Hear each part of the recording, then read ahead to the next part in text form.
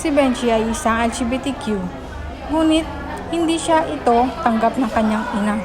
Isang araw, napansin ng kanyang ina ang kanyang scarf at siya napagalitan.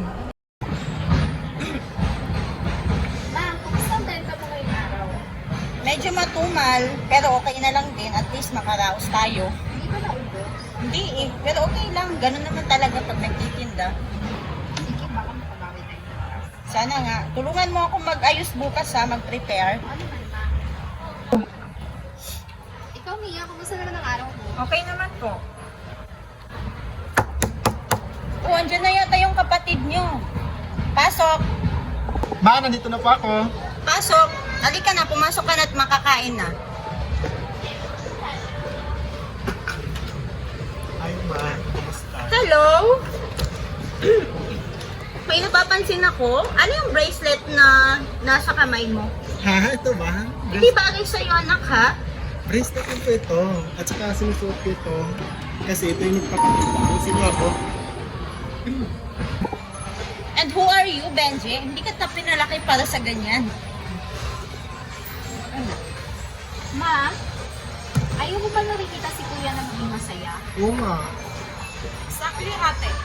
Bakit si Ella okay lang magsuot ng boys clothes pero si Kuya hindi? Tumpak.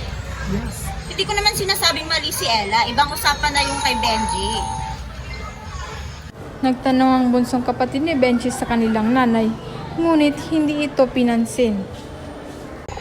Nay, mahal mo po ba si Kuya kahit ganyan siya?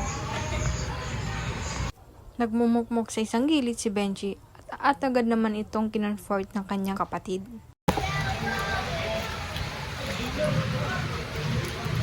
Kuya Benji, okay ka lang? Hello. Sa totoo lang, nurse. Hindi ka man dinig. Siguro may panahon din na maiintindihan ko ni Mama. Mas mabuti na intindihin mo na lang muna siya. Hindi naman nasusukat ang pagmamahal sa panlabas na ano, di ba? Sana na, nurse. Tama na sinasabi mo. Sige lang, Kuya, maiintindihan ko rin ni Mama. At nag-usap-usap silang magpapamilya ng masinsinan. Sa kanilang pag-uusap, sa bandang huli sinabi ng kanyang ina na siya ay tanggap rin. Ikaw naman anak, kung saan ang uusapan natin. Pamilya lang yung case. Pero sa pamilya, anak, okay lang naman sa akin. Pero hindi madali. Kasi iniisip ko rin yung mga sasabihin ng ibang tao. Pero tayo, ang sasabihin ng gusto natin. Si Kuya yan.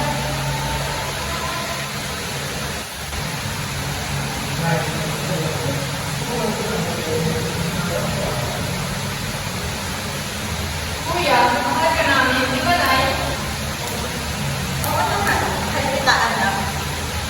Pasensya ka na kung hindi ko naiintindihan agad, pero susubukan ko intindihin nila kasi anak na tayo.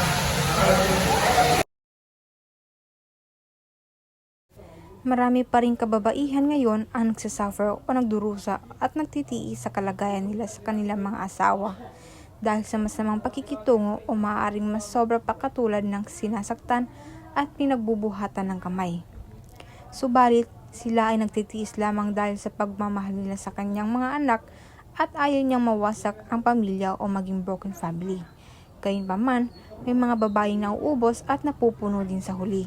Ito ang kwento ng isang pamilyang hinamon ng pagsubok sa buhay. Alak. Tao po! Tao! May tao ba dito? Tao po! Sandali! Pakibilisan po. Inom na kasi ako. Ano yon? May red doors kayo? Aga-aga pa dyan! Bakit red doors ang hinahanap mo? Kano bang bibilin mo? Problematic lang. Isa lang. Araw ka namang problemado ah! Okay lang. Bigyan mo na kasi ako. Maraming kapal salita. Cash ba yan? Baka uutangin mo na naman! Cash, syempre cash. Marami kang pera eh. Marami kang pera eh. Kano ba yan? Kano ba yan? Kasi marami kang pera oh. 130 isang bote. 130? May balance kang utang dito ha. King, Babayaran mo ba ngayon? meron po. Marami akong pera eh. Ano to, keep the change? Keep the change. Ay, yung utang mo, hindi mo babayaran? Mamaya. Pag maubos ko to. Mamaya ka nang mamaya. Siyempre, pabalik ako sa Ang deposit ka, ah. Okay? Sige. Salamat ha. Ganda Sige. mo naman. Bye. Ang klaseng buhay ito. Puro lang problema. May asawa nga ako, pero wala namang kwenta. Teresa! Teresa! Saan ba si Teresa? Matawag na si Teresa. Teresa! Halika dito, Teresa. Bilan mo ako ng alak. Kasi ubos na. Ano na lang kayo sinasikatin mo to? Umagang-umaga, uminom na. Panigurado, alam na naman ito. Tay, ano po yun, Tay? Saan ka magaling? Kaya po kita tinatawag ah. Nagpe-prepare po ako para sa pasok namin. Baka po kasi malit ako eh. Huwag ka na mag-aaral. Wala namang kwenta yung pag-aaral mo eh. Bilang mo ko doon ng alak ko. May silbi ka pa. Ito, utangin mo muna. Sabihin mo kay nanay. Sabihin mo kay nanay ha. Pinapabili ni nanay. Sige na. Tao po! Tao po! Ano yan? Magutang na naman daw po si tatay ng alak. Ano ba yan, Teresa? Aga-aga, ano ba ginagawa niya bang tubig yung alak? Hindi ako magpapautang kasi ang dami niya pang lista sa akin. At saka hindi niya pa binayaran itong deposito ng alak ha. Sabihin mo, hindi mo na ako magpapautang. Sabihin mo sa tatay mo ha. Dami niyang lista dito. Hindi na. Hindi po. Panigurado, magagalit na naman si tatay nito. Tay, Oh, hindi daw po magpayag si Aling Bebang na magpautang kasi madami daw na daw po kayong utang. saan ang alak ko? Bakit? Wala ka talaga yung kwentang alak ba? Kahit kailan? Sabihin mo ha, sabihin ko sa kay Aling Bebang na babayaran ko rin. Ano ba yan? Si Rigor ay may nailalabas na pera pagdating sa alak. Pero pagdating naman sa kanyang pamilya o anak, wala siyang maibigay na pera. Tay, pwede po ba makainin ng bawal? Papasok po kasi ako ngayon, di ba pa pumalit ako? Dahil sa akin magiging ng pera. Doon kay mama mo para may kwenta siya. At saka wala na akong pera, Day. Doon ka maghingi. Huwag dito. Marites! Marites! Marites!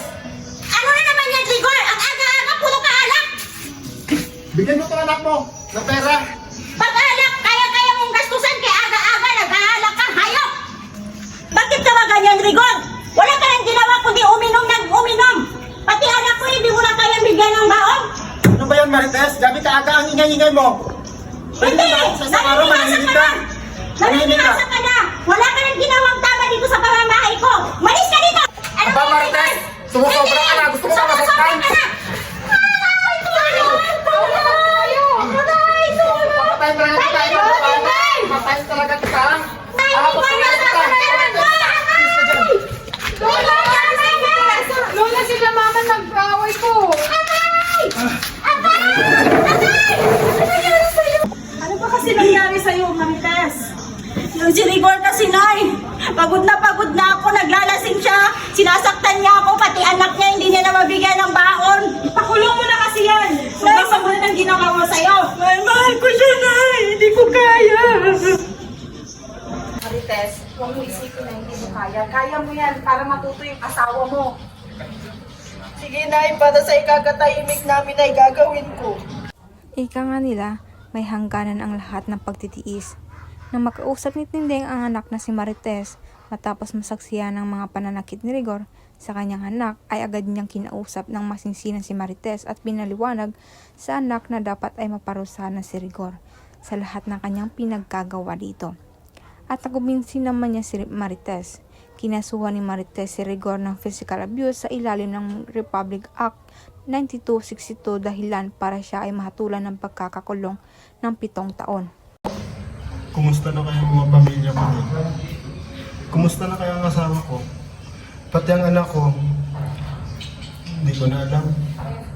Kung hindi sana ako nag-iinom, sana kasama ko pa sila. At sana hindi ako nakasuhan ngayon. Miss na sila. Sana kung bibigyan ako ng pagkakataon, itutuwid ko ang lahat. Makalipas ang 7 taon, si Rigor ay nakalaya at napagbayaran lahat ng kanyang mga kasalanan at pinagsisihan naman niya ito ng husto. Sa huli, siya ay pinatawad ni Marites at ng anak nila, nangangakong magbabago na ito para sa kanilang pamilya.